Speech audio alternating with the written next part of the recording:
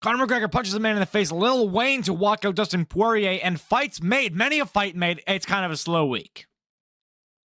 We're going to get into it this week. I am breaking down the entirety of the MMA news. What happened this week? Not that much, but we're still going to talk about it, break it down. Conor McGregor, guy's never coming back. But let's start off with Dustin Poirier made an announcement. He had spoken about maybe a few months ago that he wanted Lil Wayne to walk him out because his debut walkout song in the UFC was to Lil Wayne. Since then, it's changed to James Brown, which I feel like, I don't know if James Brown's alive. Guy died in 2006. He cannot walk out Dustin Poirier. I'm hyped to see this, bro. If this happens, the arena will go wild. It'll be fun. It'll be fun, dude. I'm going to it. I'm hyped. Or like, what? A month away? Ow! Can't wait 4 weeks. Let's get to the big news of the week. Conor McGregor at a nightclub in Ibiza. Huh? I think it's called that. And you can see what he does. He knocked him out. He knocked the guy out. And it zoomed in even. Here's a zoom in. Clipped him once, hit him again.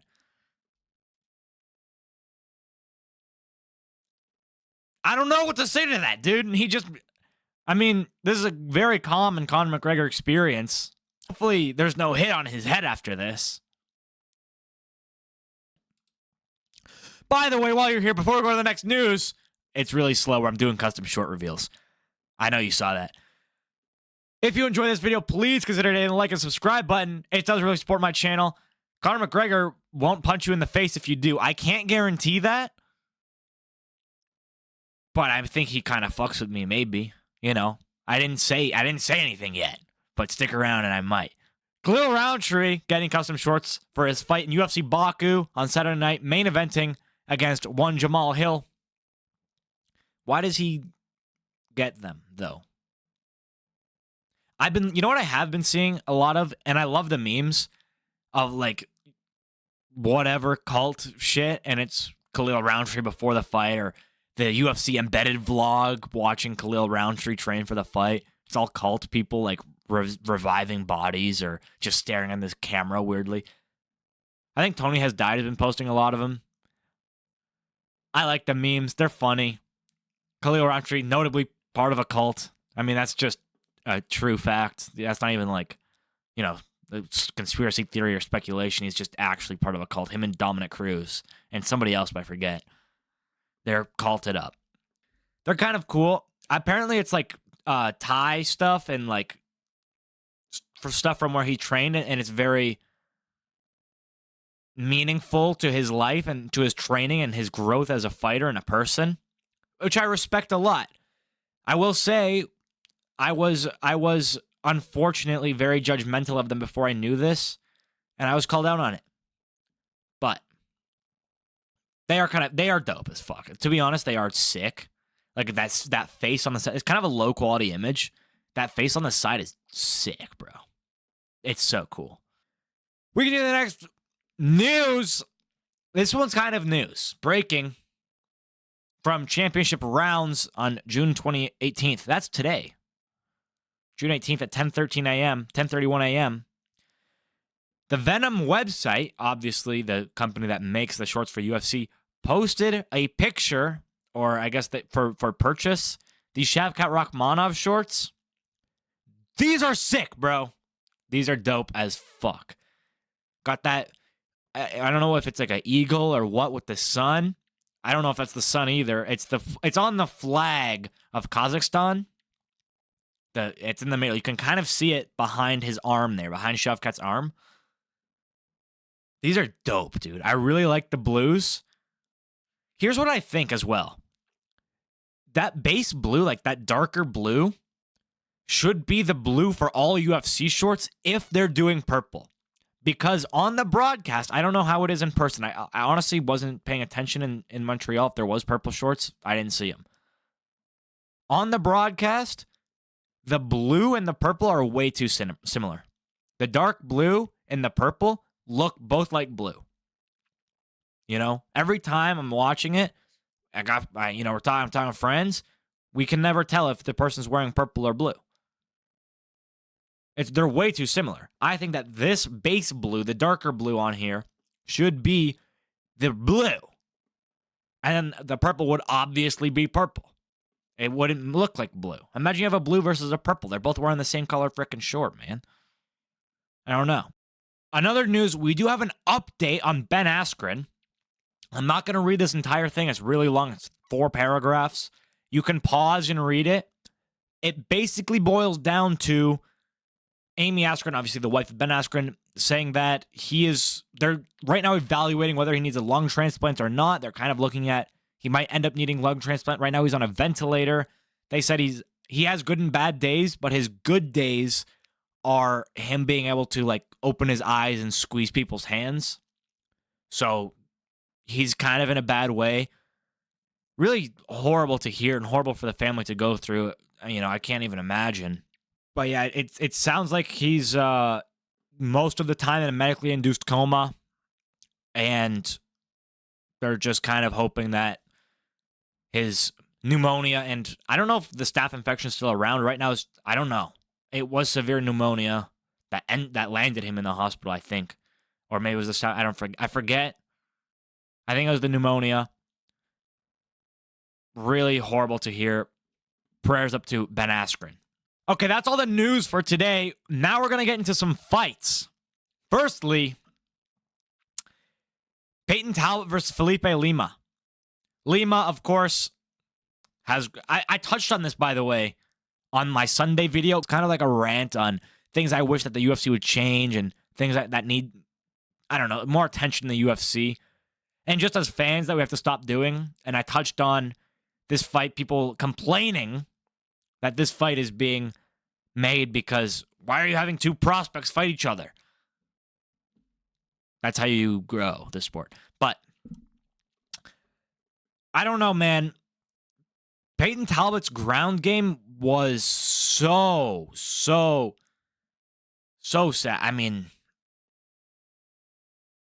I just don't know. I'm reading right now, the Gladiator Hub says Lima is so fundamentally good, but Peyton will have a significant power advantage, which is true. However, he can't use his power if he's laying flat on his back. And we saw in the Raoni Barcelos fight, it's not that hard to get and keep Peyton Talbot on his back. If Lima tries to strike with him, it's going to be a Talbot fight. I'm going to say Felipe Lima to win this. But man, I don't know. This could be a banger, or it could be a snoozer. It really no in between there. Moving to the next fight. Which already spoiled. Paulo Costa versus, I almost said Andre Kopylov, Roman Kopylov. It got rebooked. It says here, it was originally scheduled for UFC 317 International Fight Week. However, Paulo Costa pulled out due to a virus. It has been rescheduled for July 19th, UFC 318. It's a good fight. Don't get me wrong. Is it that cool? I don't think it's, I don't think it's the best fight in the world. Paulo Costa coming off of a horrible fight against Sean Strickland. Very boring. Lost that fight, by the way. I mean, how do you lose to Sean Strickland in, late 24? It's insane. His opponent, Roman Kopylov, coming off a very good win knockout over Chris Curtis. I feel like there was some controversy there. I think it was a knockout, but it was like, it didn't have to be a knockout. It was like 2 seconds left on the clock, and Roman Kopylov was walking off. Could have gone to or something. Yeah, knocked him out with a second left. It wasn't like a flatline KO. The referee did not have to step in. I don't know. I mean, Kopylov is a gamer, by the way. That fight was good. That was a good fight. Now that I'm thinking of it, that was a very good fight. Would be happy to watch that one again. For this fight, honestly, I'm a big Kopylov fan. He had one really fucking boring performance. I remember this, like land prey performance. But most of the time, I think Kopylov's pretty good, pretty reliable. He's a good striker. You know what? I'm going to go with Kopylov. I think Costa's a little bit washed. I think he's kind of washed. I don't think he's that good. I like Kopylov. He's on the come up. I want him to do well. He's got some boring. But I'd say most of the time he puts on a pretty good barn burner fight. Happy to see it. We continue to the next fights. This is the actual 319 whole post. So this is the entire card of 319. I'm going to scroll through it here. As you can see on the side, there's the scroll buttons. It's heat. I'm excited for this pay-per-view. Obviously main evented by Dricus du Plessis versus Khamzat Chimaev. What a good fight. Here we have the rest of the card. I'm going to start off with Tim Elliott versus Kai Asakura. This is a banger, actually. Now that I think about it, this is heat. Kai Asakura, of course, coming off his debut loss to the champion Alexandre Pantoja. Round 1. Tim Elliott, of course, a gamer, UFC vet. Man, low-key, Kai Asakura is my official pick for this fight. Because I feel like Tim Elliott is more susceptible to being clipped with one of these flying knees on a takedown attempt than Alexandre Pantoja is. And if we remember the Alexandre Pantoja fight, Kai almost landed the knee, bro. This was in December. Kai was inches. Or maybe he did land it and Pantoja just ate it. I forget. I think he was inches from landing a brutal, devastating flying knee on the takedown attempt. I feel like Tim Elliott could get clipped with one of those bad. And so I'm going to go with Asakura for that sole reason. We get to the next fight. Jessica Andrade versus Lupi Godinez. Jessica Andrade somehow still ranked 5. Might have broke this down as well. I was thinking recently, because I really like Lupi Godinez. I was thinking recently, for a long time, I had always thought that Lupi Godinez was the best Canadian-ish woman's fighter. And that she would be the next Canadian women's champion. I always thought Lupi Godinez was better than Jasmine Jasudavicius, better than Jillian Robertson. What division is Jillian Robertson in? I don't know. I think she is better than Jillian Robertson. I do stand by that. However, when this fight got made, I went, Jessica Andrade, of course, coming off of a first round submission to Jasmine Jasudavicius, rear naked choke in Montreal, Canada. I don't know that Lupi Godinez does Jessica Andrade like that. I don't know that Lupi Godinez finishes Jessica Andrade. I don't know that Lupi Godinez beats Jessica Andrade. I think she will. But man, she's put on a few stinkers recently, Lupi. And Jessica has power, man. She's got hidden power. Oh! I think I'm going with Jessica Andrade. I've changed my mind. No, she's so old and washed, though. My official pick for this fight is Lupi Godinez. Lupi Godinez by decision. Probably going to be kind of boring. I hope it's not, man. But, Lupi kind of fell off. I'm not going to lie. Canadian GOAT. Lupi Godinez, of course, well known from Hamilton, Ontario. JJ Eldridge, of course, notably boring and sucks. Every time I think of JJ Eldridge, I think of her big-ass forehead swollen and inflamed because she got punched in the head so many times. That's what I think when I think JJ Eldridge. How are you ranked? She sucks. She's horrible. She's actually a horrible fighter. Her opponent, Karine Silva. Karine Silva is fighting JJ Eldridge. Karine Silva, I'm going to be honest, I don't know. I have no interesting fact to say about her. So, we're just going to continue to Chase Hooper versus Alexander Hernandez. Absolute banger. Chase Hooper, of course, coming off of his very strange win over Jim Miller. Like, they were butt to butt like this, with their legs in the air. It wasn't the best fight. But that said, I'm a big Hooper fan. Chase Hooper, my goat, obviously, of course, gooned too much during his last training camp for that Jim Miller fight. He said that on the in-ring microphone. Now fighting Alexander Hernandez. Hernandez is kind of underrated, but I think Chuper is heavily underrated. I think Chuper's really good, actually. I think Chuper takes it by decision. He's, getting better with his hands. I don't think he's young anymore. Came into the game young, though. He's been around the block a couple times. All right. Alexander Hernandez, I looked it up. Coming off of 2 wins, one over Austin Hubbard. Congrats. And one over Kurt Hollaba. Absolutely horrible wins. I'm not going to lie. Terrible wins. But he's a good wrestler. Dominant. He's like a worse Fluffy Hernandez. And I say that because only they have the same name. We can do the next fight. Bobby Green versus Diego Ferreira. I think I broke this one down as well, maybe. I swear I broke down it. Maybe I could be bugging. Whatever. If not, break it down again. Diego Ferreira, obviously, going over a horrible, horrible loss to Grant Dawson. That fight was boring, terrible. Diego Ferreira couldn't do anything. Couldn't do shit, honestly, in that fight.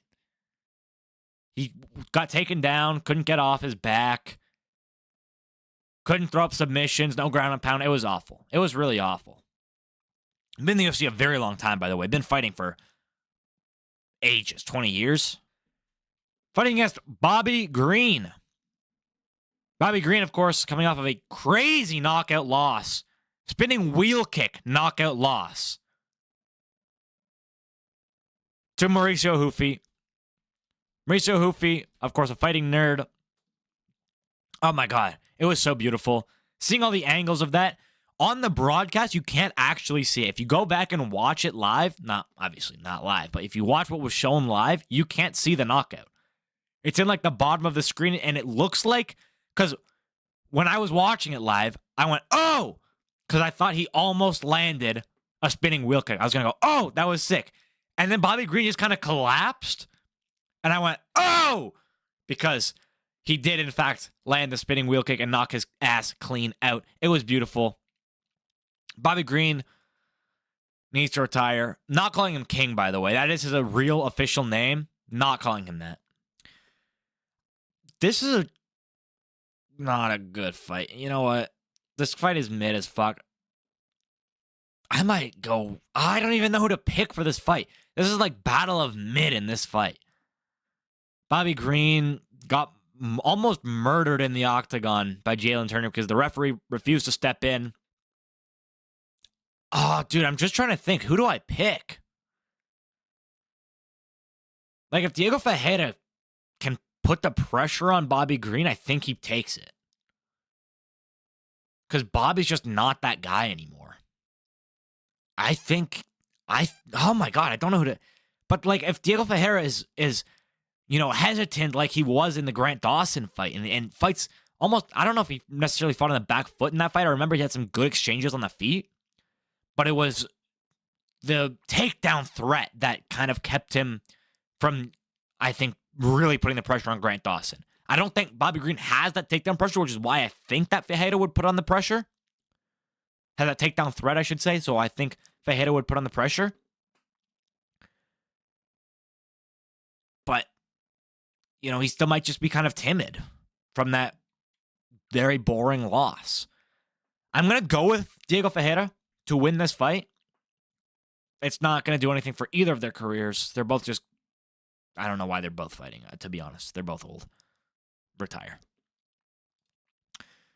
We continue. GM3 versus Mikhail Oleksiejczuk. Love this fight. GM3, of course, coming off of 2 losses. 1 to Reiner De Ritter. That's what I was thinking of. He got GM3'd by Reiner De Ritter. Then he came off of a decision loss to Brad Tavares. Kind of a really boring fight. Of course, Brad Tavares not in the UFC anymore. So, goes to show you how good that was. I like GM3 a lot. He's just kind of a chill guy. But Mikhail Oleksiejczuk, Hulk? I think Hulk. Or the Hulk, the Incredible Hulk, something about Hulk. This guy has power, dude. Oleksiejczuk, I just checked, went 0-3. Not as good as I remember. Not as good as I remember him being.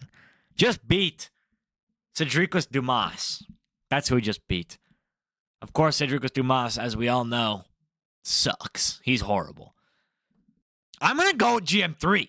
GM3 is going to GM3 Mikhail Alexeychik.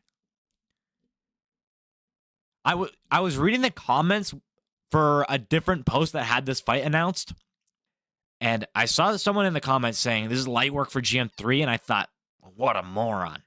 Looking at it now, he might be right, man. GM3 might take this.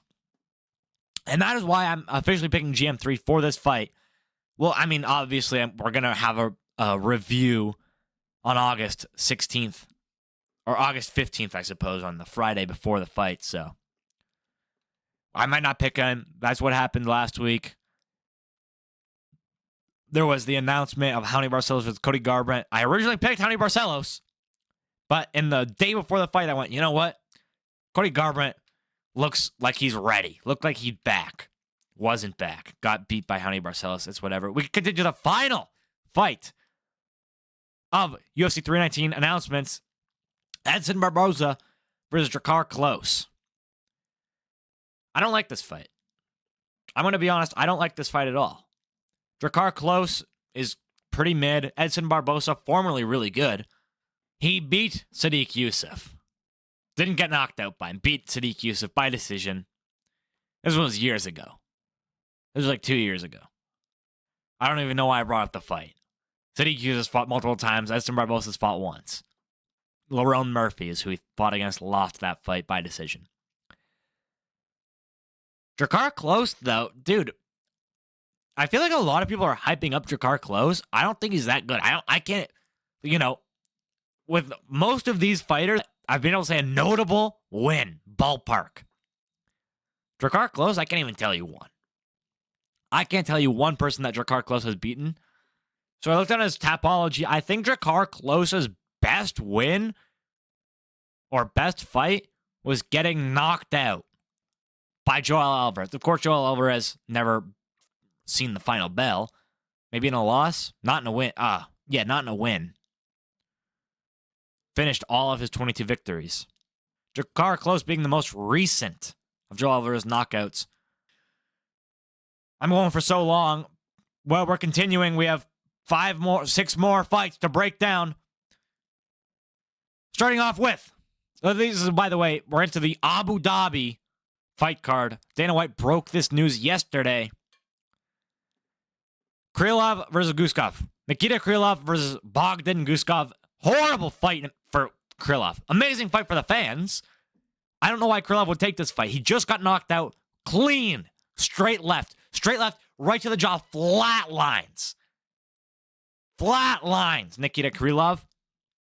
Now he's going up against Bogdan Guskov, known for knocking people the fuck out. His most recent performance wasn't that good, but I think it was a 1 day's notice fight. Not for him, but he had an opponent change on 1 day's notice fight against a regional guy, so there wasn't really that much film study. Bogdan Guskov is going to take this fight by knockout. Easy. Next. Shara Bullet versus Marc-Andre Barriault.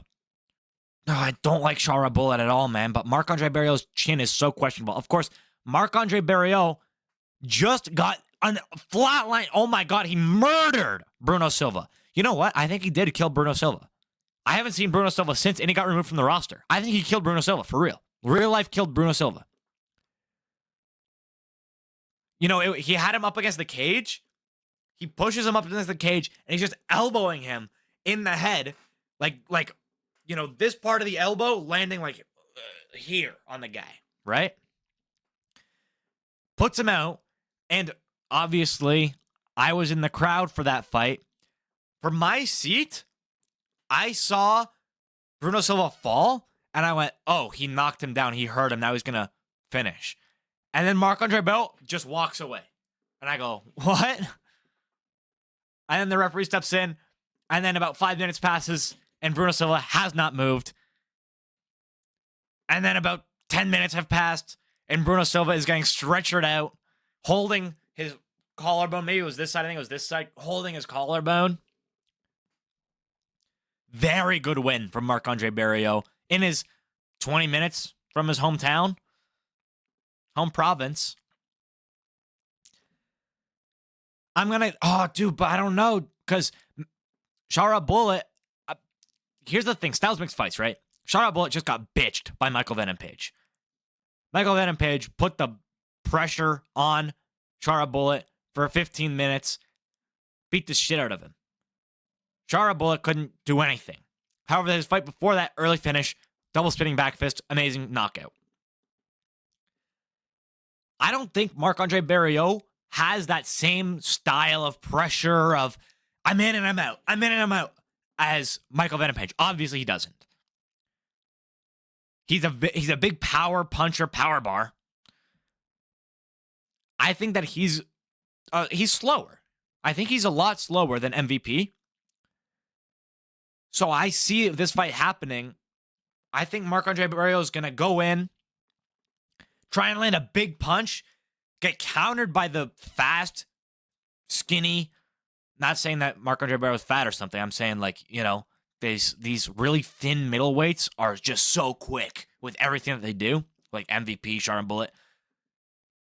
The fast Magomedov is going to land a nice counter shot, and he's just going to put Barriault out, man.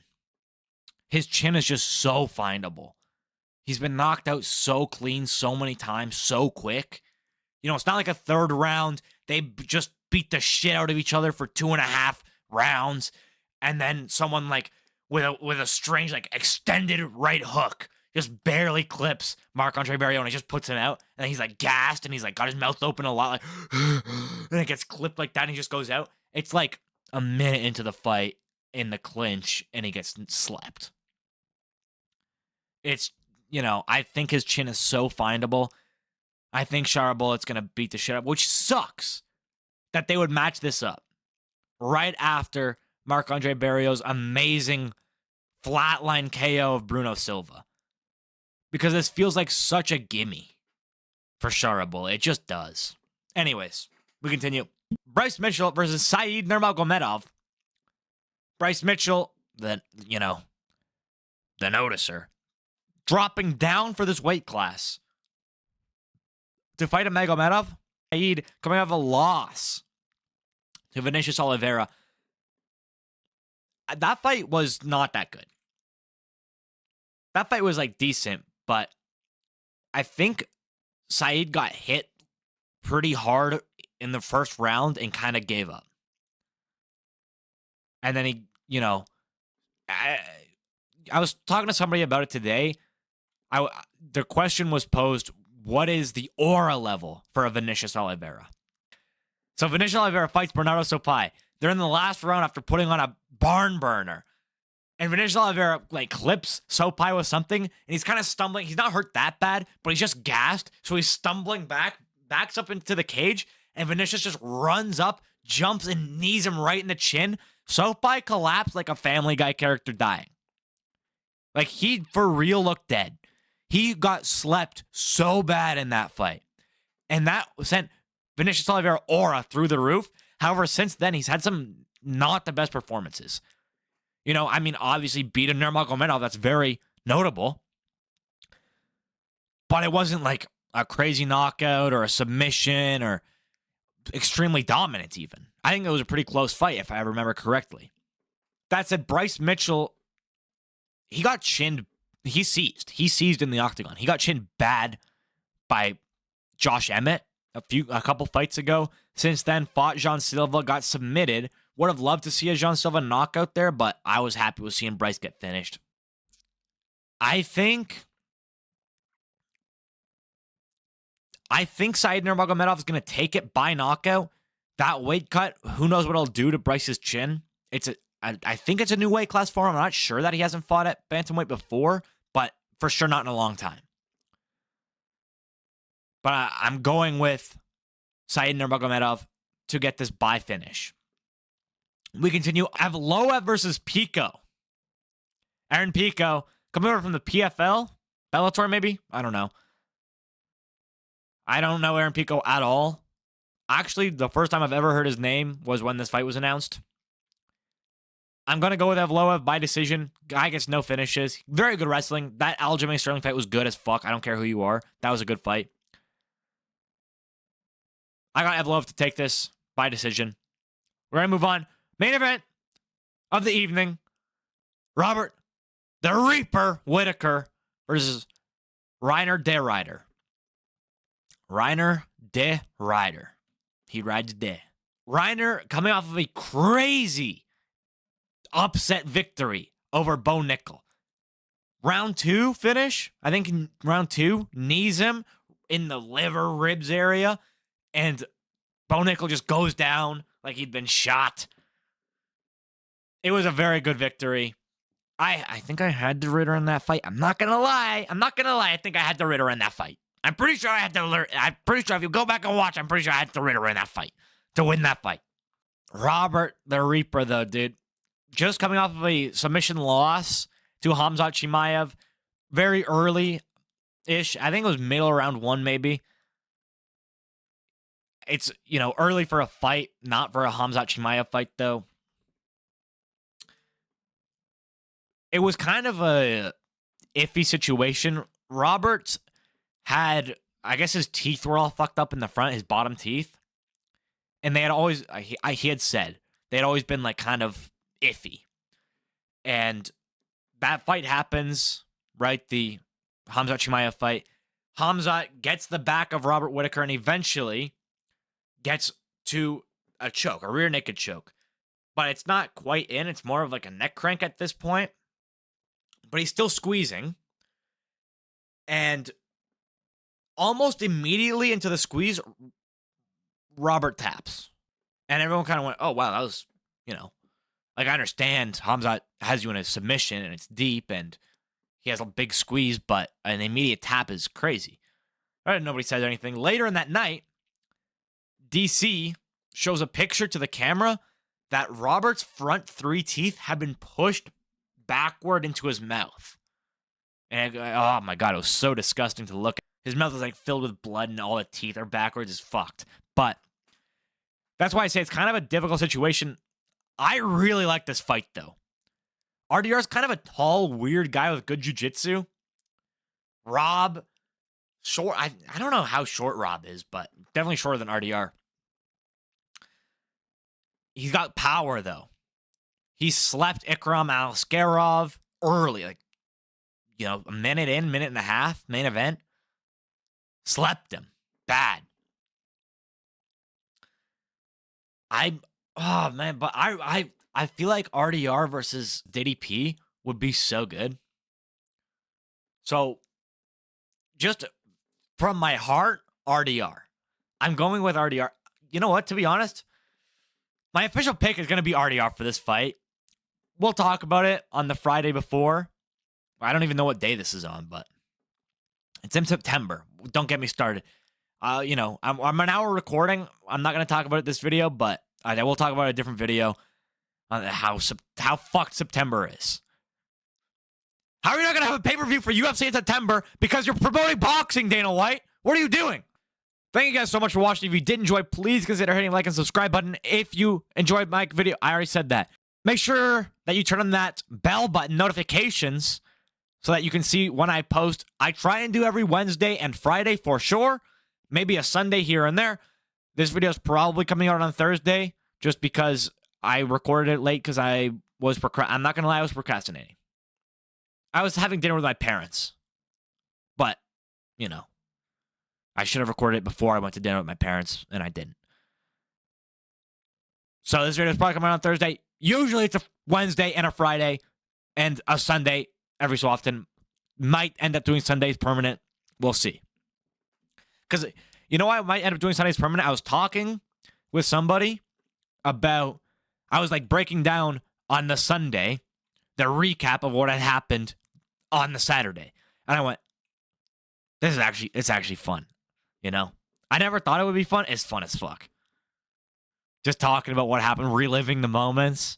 It was fun. So, we'll see how I go with the Sunday ones. For sure, Wednesday, Friday, turn on that bell notification. And I will see you next time.